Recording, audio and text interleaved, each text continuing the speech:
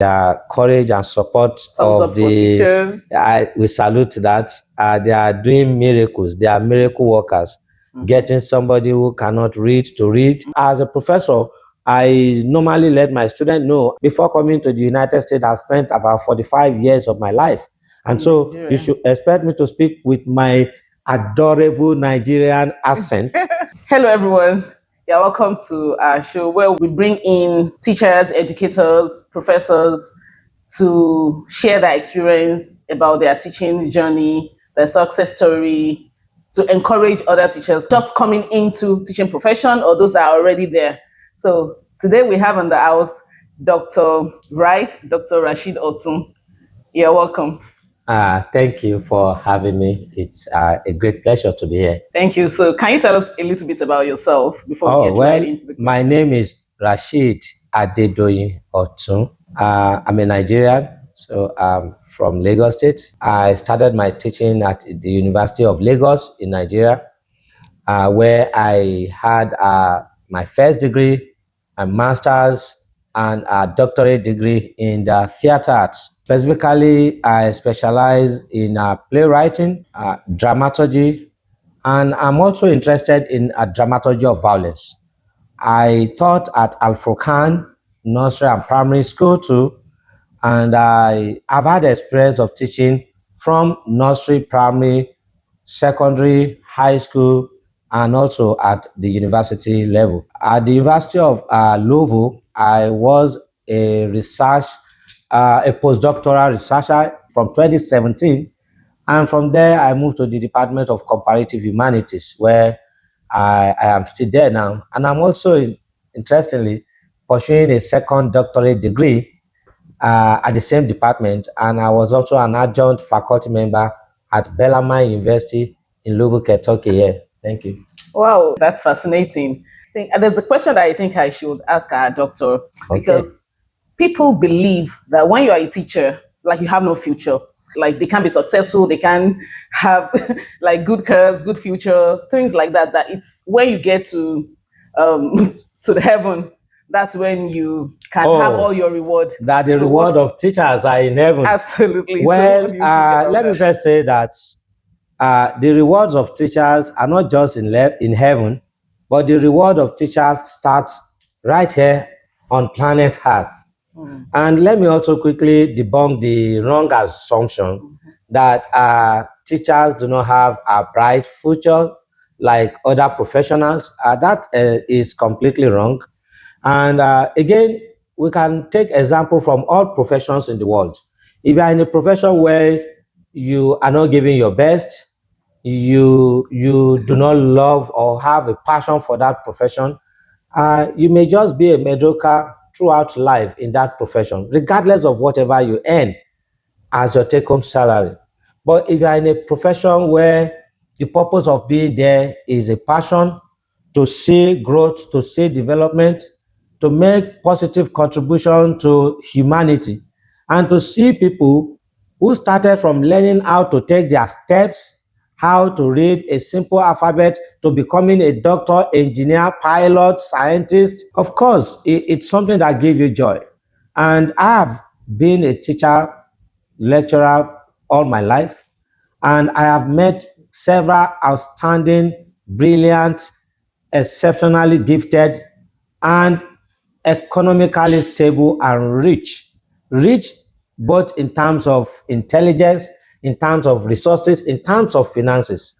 So the assumption that to be a teacher is a signature to becoming poor is completely a fallacy. Okay, I mean, thanks for that. Being a teacher all your life, you've been a teacher in a nursery and primary school, secondary school, universities, both in Nigeria and the United States. Is there anything that you can share with us that has actually been driving you to stay in the profession?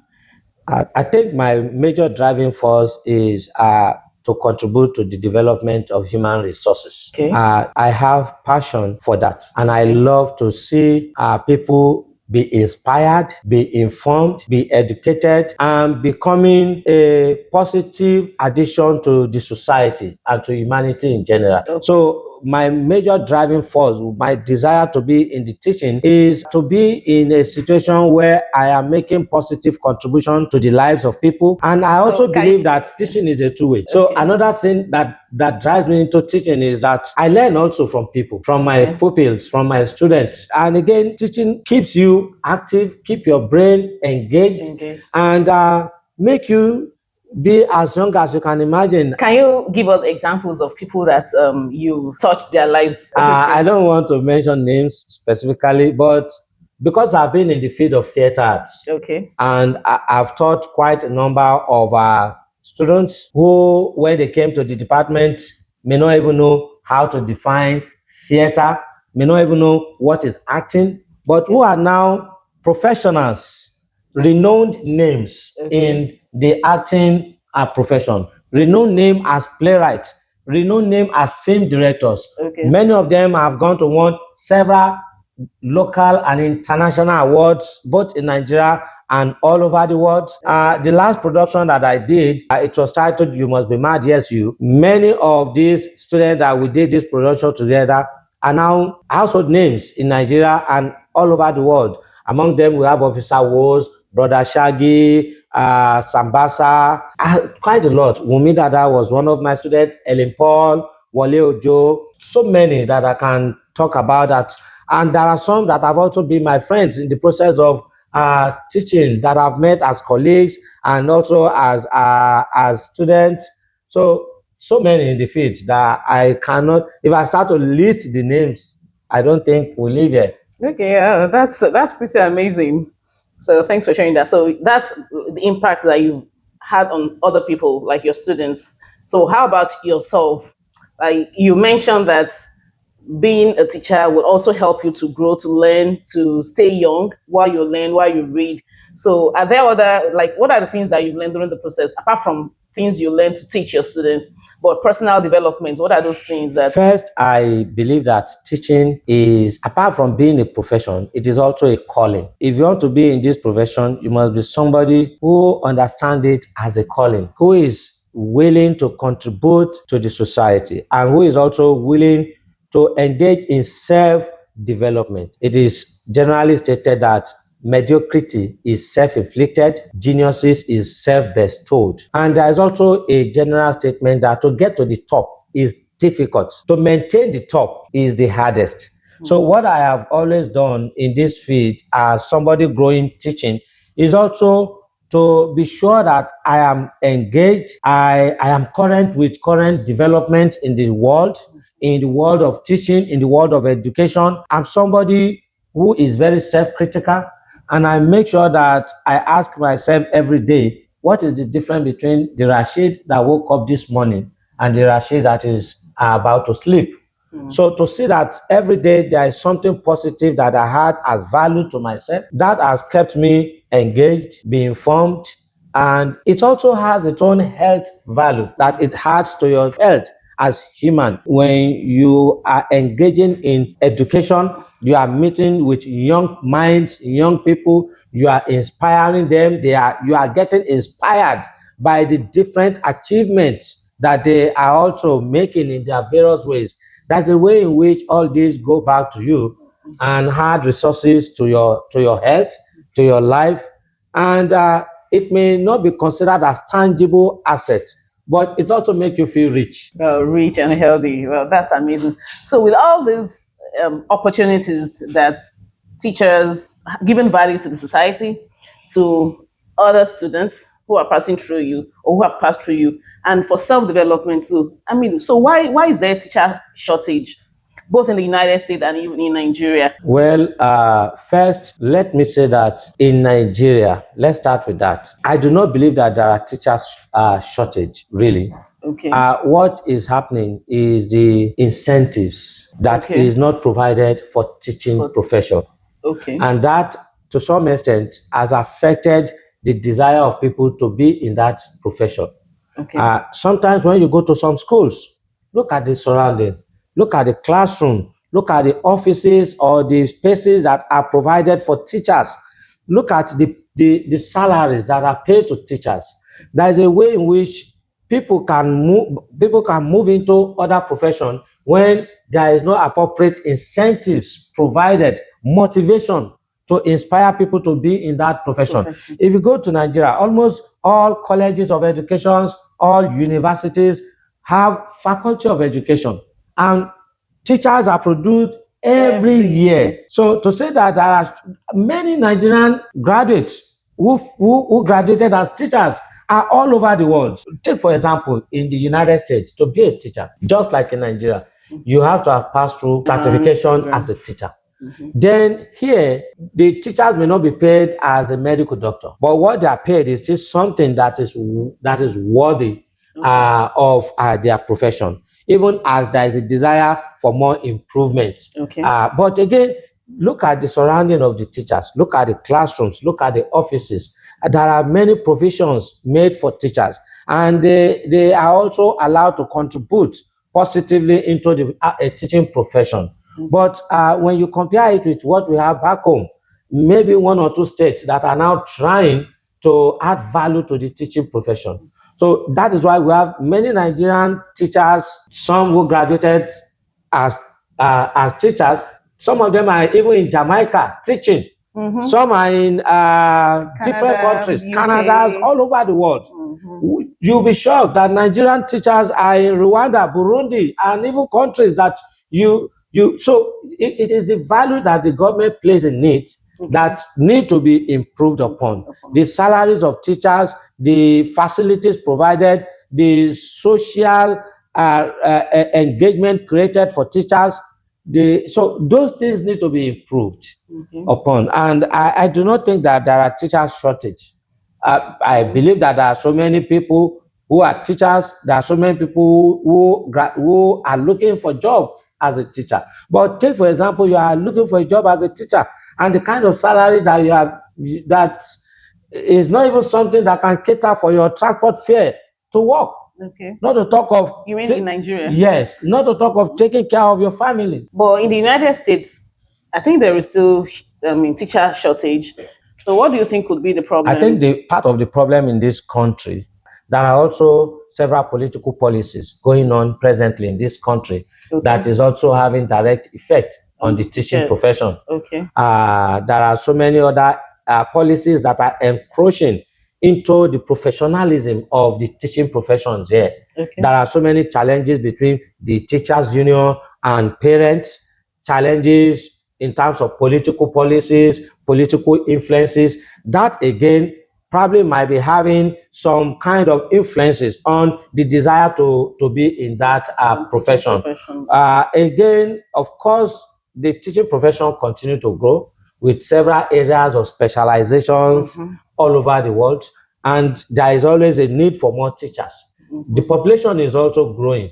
Absolutely. And the need for teachers has to be proportional to that growth. So I think that may also be contributory factors. Well, for some people, there might also be challenges of the pay. Some people may still feel that teachers deserve more than they are getting, and that again may make people to go into a different profession. Okay, so what do you think about the nitty-gritty of getting into the teaching profession in terms of certification of specific areas of teaching? I know there are praxis, there are professional exams, certification exams that teachers do, and I think it is state-based. So what's your thought about that compared to what we have in Nigeria as how you get into teaching? I think one unique thing about the United States is that the states have a lot of influence when it comes to this. In Nigeria, it is centrally run. So the federal government has a lot of stake in it. And the Nigerian Union of Teachers too, it's a central body.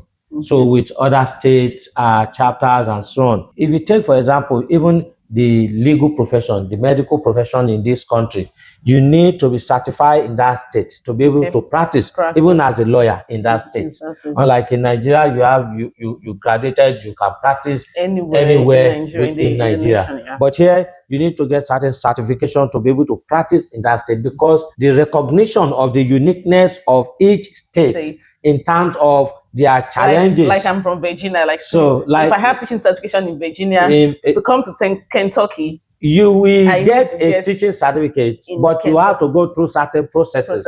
Okay. Because you need to be acquainted with some of the unique challenges of Kentucky. So as you are coming from Virginia, Virginia maybe, for example, a Democrat state might have different policies as it refers to gender and some other issues going on in the country. But if you are coming to Kentucky, you may need to understand the rules, and there may be some slight differences. But as somebody who is already certified as a teacher, I do not think you really have any major challenges to be certified as a teacher here. But at least I will still have to be certified as a teacher. You will still have to go through certain processes of certification, so that you can be assessed and you can start the teaching. So it is more within the power of each state. But unlike in Nigeria, where it is centrally run and it is centrally coordinated, although there are also states in Nigeria with some specific challenges, and they create specific avenue for teaching of such, like where they have the Almajiri schools and so on and so forth. In some part of Nigeria, in the east too, and in the southwest, there could be some form of arrangement that are accepted in. Take, for example, some region are saying, oh, Yoruba should be compulsory in our state. Just like Lagos State came out and said Yoruba should be a compulsory subject taught. But that may not be the case in the northern part of Nigeria. So there's still some form of state influence and some regional influence on how the education system is also run in Nigeria. So, thank you for that. There's something I wanted to share with us. I mean, you've had teaching experience, like the way you teach your students in Nigeria and the way you teach your students here. Is there any similarities between your method of teaching home and here in the United States? And what method would you recommend for our teachers, our viewers, or parents in the teaching profession? Okay, let me first say that students are the same everywhere. And so students are the same everywhere. How are they the same? The same. They are students. Okay. They are students. In Nigeria, they are called students. Here too, they are students. You know, some students are visual learners, some are auditory learners. That's different. When you have specialized students for special education, that is different. But what I'm trying to say is that as a professor in Nigeria and a professor here, you first have to understand what is your job as a teacher. What is your job as a professor? What are the rights that you have? What are the limitations to it? So as long as you follow what is to be done, you can practice anywhere. And you have to understand that students are the same everywhere. The purpose of coming to class is to be engaged, to be informed, to learn, to be better than to be better than what they were before they came into your class. So, and if that is your job, for me, I always let the student know that this is a student-centered class, and it's a class where the knowledge sharing is expected to be a two-way structure. It's a class in which I want to inspire the students. I want the students to be engaged. I want to learn from my students. I'm not coming with a class solely as the person who has monopoly of knowledge. So I'm coming to the class as somebody who is going to inspire the students to be better, to be knowledgeable. One thing that I discovered while here is that there is a bit more discipline than what I experienced back home. For example, in terms of the timing of class, students are already in class 15 minutes before the time, and they are seated. They know they cannot use their phone while in class. Some, of course, do that, just as we have in Nigeria too. But there is a bit of coordination, and organization, which I find probably due to the system of education here from their elementary to the high school. So I find that uniquely different. You do not need to tell anybody to stop making noise or that. I know it may not be the same when you are dealing with maybe elementary, primary, middle, and high school students. But within the university, I think when they come into the university, they have reached a state of maturity and they understand the purpose of being there. So as a professor, I normally let my students know before coming to the United States, I've spent about 45 years of my life. And so Nigeria. you should expect me to speak with my adorable Nigerian accent and that it is going to take a time. I'm going to take a time to tune my ears to understand them. And so I know after about 3 or 4 classes together, we start to be better friends and understand each other better. So as we continue, I created other methods of getting the students engaged. I make them understand that if there are words that are pronounced wrongly, they should let me know. If there are certain statements I've made that is not clear, they should let me know. If I'm too fast, they should let me know. And I also make sure that I engage the students with questions. And every time that I get the assignment or whatever, I make sure that I provide feedback for each of these students. Unique feedback tailored towards what they need and what I observed from grading or marking or reading their papers. So, and all the antics that you can find in students in Nigeria do, you find the same here too. So, which is why I said students are students everywhere. What you need to do is to understand that your job is to inspire the student to be better than what they were before they came into your class. Okay, so the way you were able to give individualized feedback with your students here in the United States, were you able to give that to your students in Nigeria? It's a bit difficult. Okay. Even as back home in Nigeria, I tried also to provide that individual feedback. What makes it a bit difficult is the number of students that you have to attend to in Nigeria. In the United States, of course, I've always had large class, even here, 35 in a class. The largest class 35 in a class. But back home in Nigeria, I've taught a class of 100, 150, 120, 80. When you are dealing with such a large class, it's a bit difficult to have individualized feedback. In the process of grading, I still send feedbacks to the students. But may not be as detailed as what you have to do here because of the number of students. And what I also do is that at the end of the class, after grading, I still try to meet the class as a group to get feedback from the students. And in that process, I'll be able to also respond to their perspective about our discussions. That's just the difference in terms of the ability to get that feedback to students. Is the number of. It's not as easy as that. As saying, oh, government should reduce the number of students per class, or get more professors to teach, or get more professors to teach, and so on and so forth. It's complex, and I'll tell you why. If you look at the population of Nigeria and the number of universities in Nigeria, compare with the population in the United States and the number of universities in here. the United States. So that may be one factor, because maybe the total number of universities in Nigeria may not be more than 200. I'm not very sure. But we have about 4,000 here. That is one. In one state alone, in some states, you have up to 10. Not to talk of colleges and other specialized institutions and so on and so forth. So, but again, the challenges in Nigeria is, how do we have a university, whether it is public or private, that is lucrative? How do you run such an organization without relying solely on government support? I understand that the university here too also gets support from both government and private and organizations. So, but there are challenges of funding vis-a-vis the number of people going into education. Nigerians, naturally, we love education. We want our children to be educated. And again, so when you have 2 million people applying to just 200 or 150 higher institutions, so that again is a challenge. And the government want to get people educated. In the process, they compromise quality or standard by admitting more than required students. So, but it's also a complex situation. So God be the glory for the likes of people like the former governor of Lagos State, Latifu Jakonde. During his time, he made the education system so easy and accessible, and a lot of people like us lucky to benefit from that.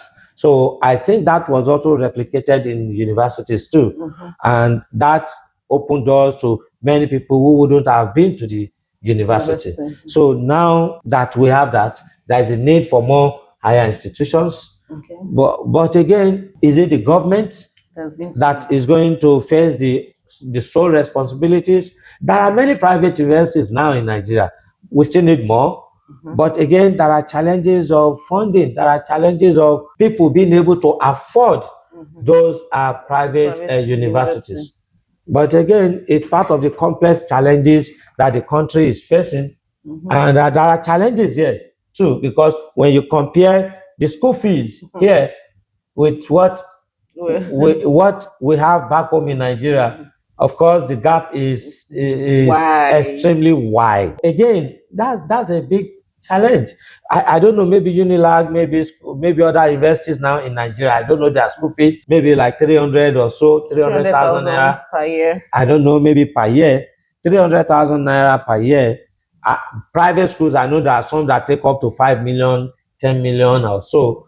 But again, even when you convert that 5 million, if you convert 5 million, that is about $3,500 a year.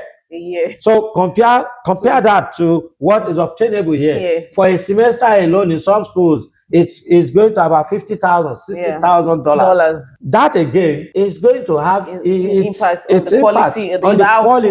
the quality of education that they get in that school. So it's a complex challenge. Truth be told, so what you put into the education in terms of finance, funding, the school fees you collect will have impact on the outputs. So to be able to give quality education, to be able to have our students, our children have access to world-class education, we need money, we need funding. It means that parents too need to buckle up and be ready to share the responsibility. Organizations in Nigeria too should also be part and be proactive in assisting, in supporting with many endowments and grants and so on and so forth. So the job of educating the society shouldn't be left with the government alone. The individuals, instead of doing a wedding or parties that last for months and spend billions of naira on such social ceremonies, you could also decide to do an endowment in the name of your parents, your family. Support, invest, and put money into education. There are so many organizations here that are individual.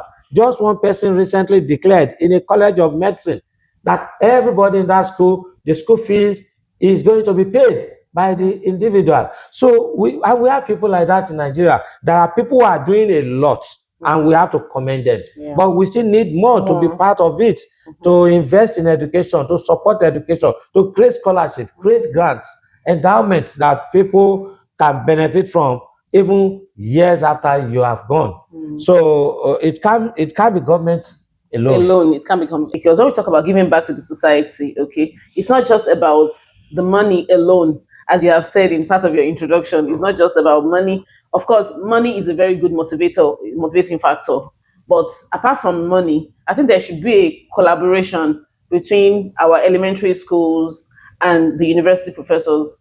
Like the elementary school, let's say public school, for example, public elementary school, secondary school, where researchers or professors in the university can come in, even if it is once in a month, to have interaction with the teachers, with the students, the way the teachers give instruction. I mean, they can develop more research, more theory through that. What do you think about that? Well, I'm not opposed to the idea of having a synergy between maybe higher institutions and elementary, high school and all that. And there is always a synergy between them.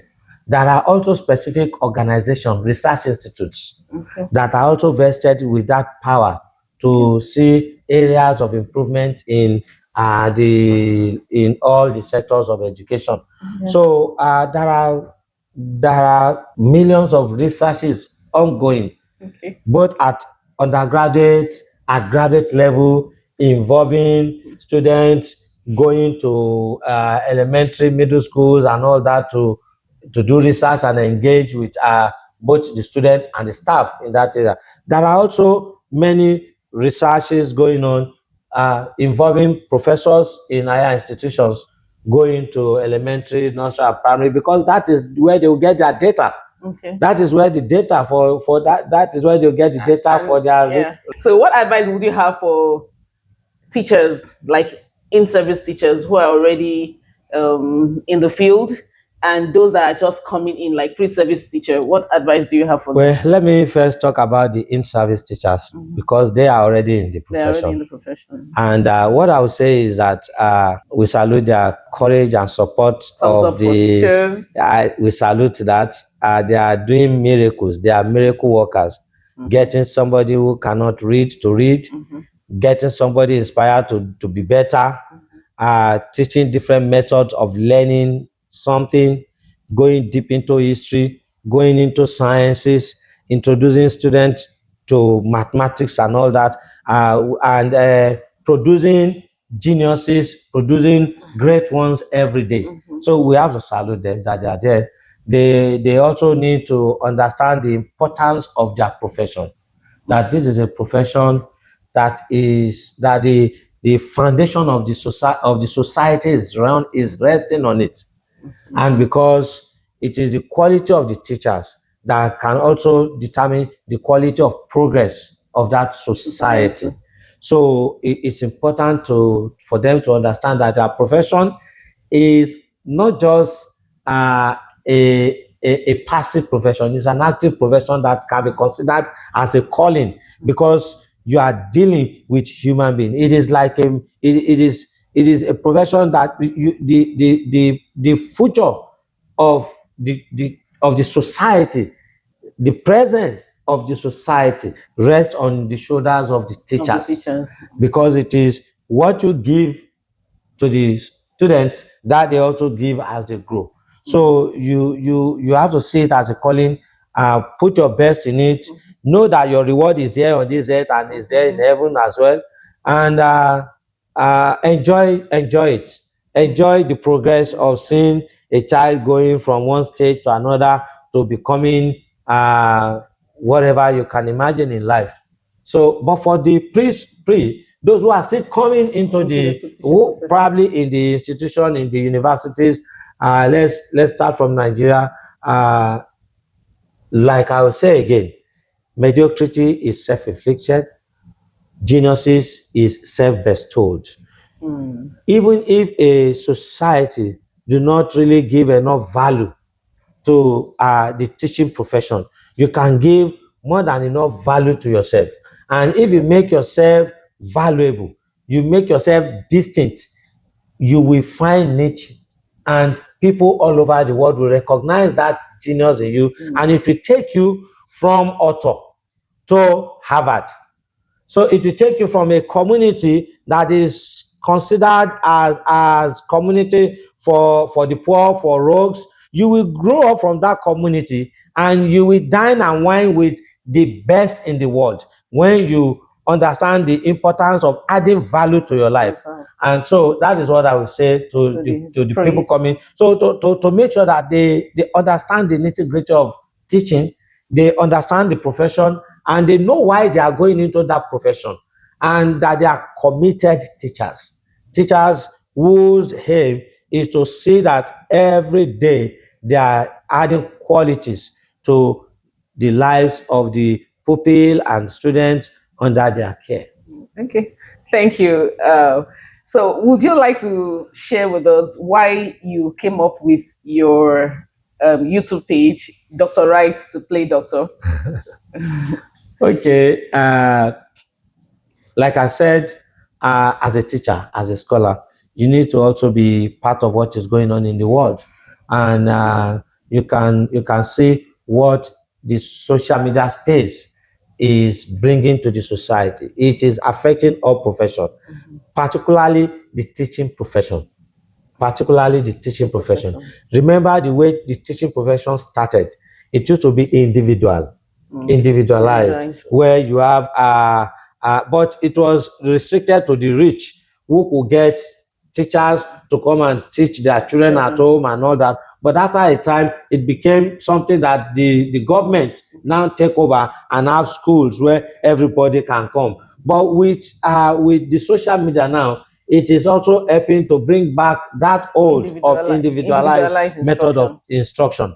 And that is one of the reasons why I created the Play Doctor as a venue to go into homes and impact and also contribute to understanding of the field of playwriting, because the Play Doctor is focused on playwriting, play mechanics, film production, screenwriting, and the aim is to get us engaged and discuss about films, to serve as a workshop, as a place where we repair plays and repair films, and talk about not only Nollywood, Bollywood, Hollywood, and all the hoods in the world. All the hoods in the world. So if you want to learn about playwriting, how to write scripts, drama, and all of that, yes, please, I will advise you subscribe to the Dr. Wright, the Play Doctor. YouTube page. So you have a lot to learn there. So can you share some of the books that you've written over the years with us?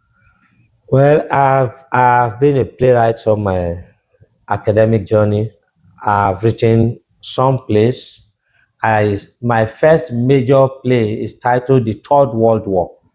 And Wow. I wrote the play during the period when we started having religious crisis, not only in Nigeria, but all over the world.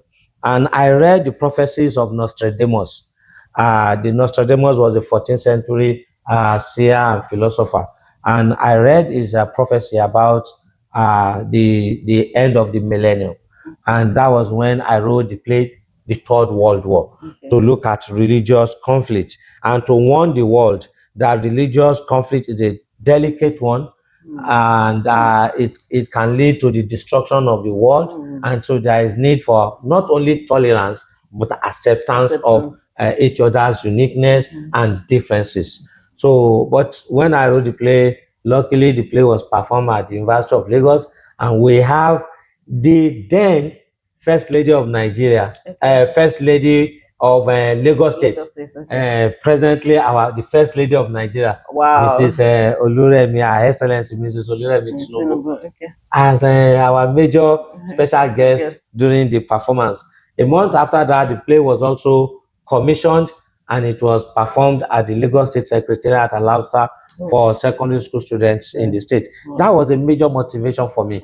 And from there, I started writing plays. I wrote Our National Flag, to draw attention of the people to the national flag of Nigeria. We see the national flag symbol on our police uniform, army, military, different places. We see it even in different places. But most people don't even know what particular green, white, green. Because there are so many shades of green. And what we see as our flag, or when you even find the flag on many buildings, uniform, and they just put different green, all kind of green. So what particular green? What green, white, green? Because a flag represents the image of a society, the belief system, the values of that society.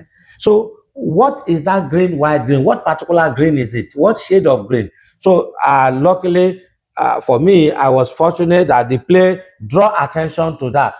And many organizations started looking at the flag again, to be sure that the specific color code is used in all the all the areas where the national flag is to be used. So that is that. I wrote Aruba Oshun as a way of also supporting the Yoruba culture and Yoruba belief system, because whoever is the Aruba must be a virgin.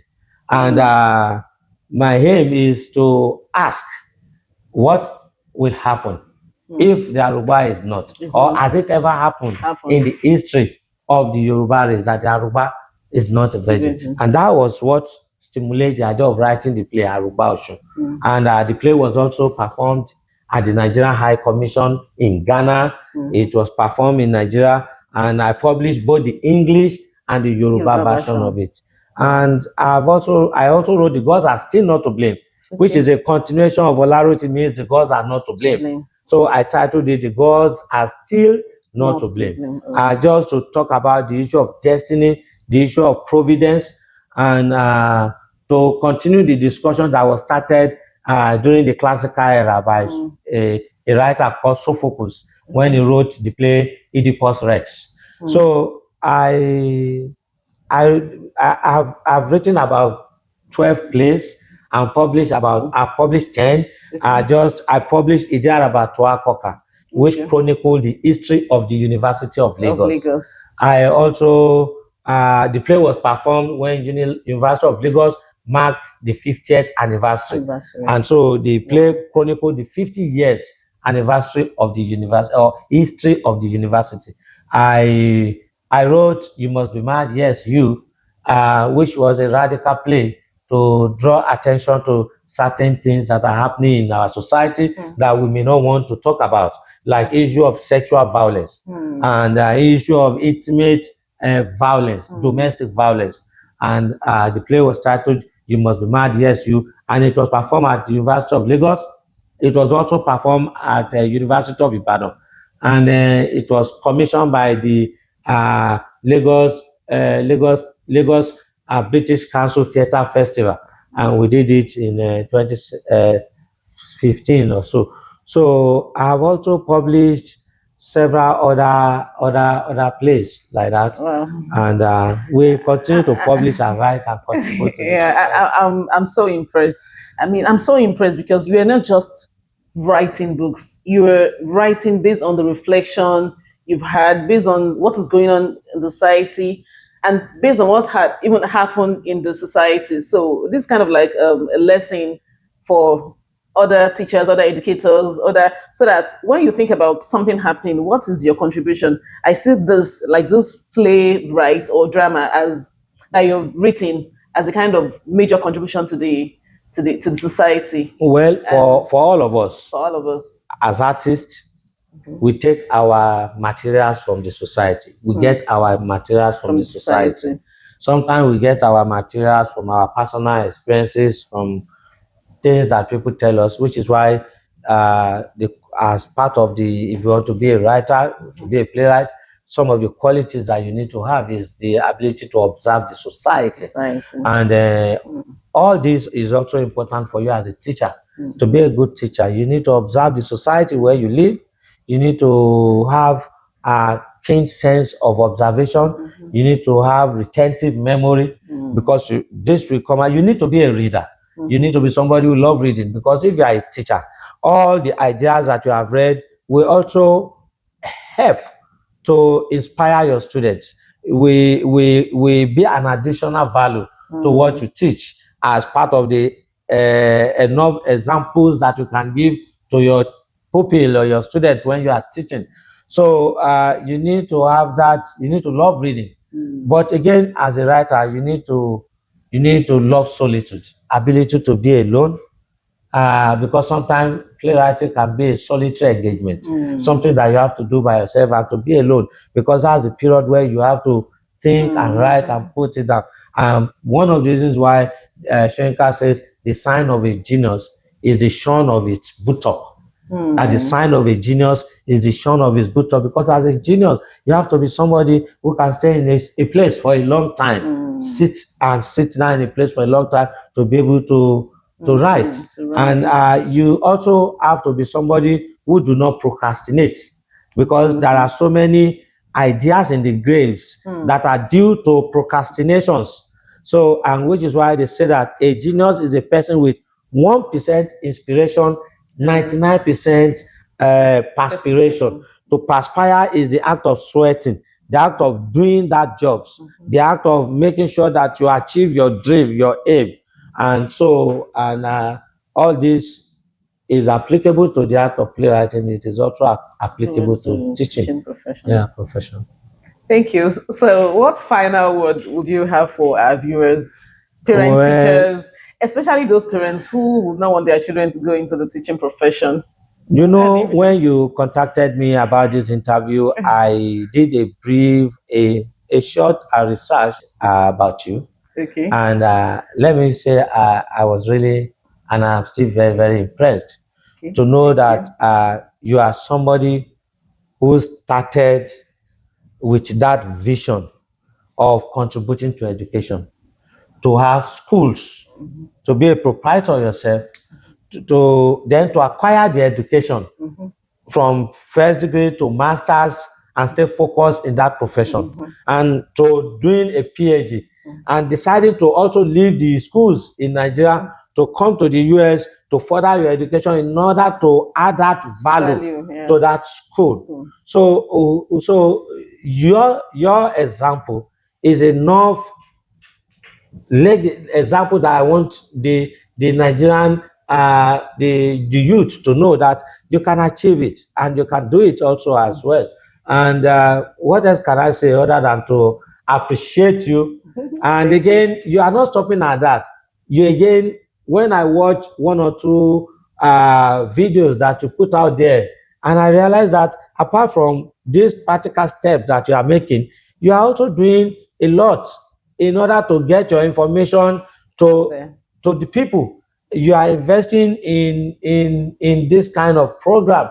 So it is to let the people know that you can be actively engaged and you can contribute positively to the society. I just imagine when I read it, I read that your activity in school, having school, has been about 20 years ago. Yeah. You've had a school. Now, let's look at the number of students that have passed through that school and graduated. 20 years. So if we have people who also replicate these ideas, the society will be better for it. And so this is my major take home as far as this is concerned, and to appreciate you again. So thank you for your investment in our society, and for even also making a conscious effort to get yourself the appropriate education that can add more value to the system. Yeah. Thank you very much, Dr. Wright. Thank you for coming. Thank you. It's we my appreciate pleasure. you so much. And we Thank hope you so much. some other time you not hesitate to come up on the show. Oh, if you're sure. invited. Thank you. I really appreciate it. Thank you.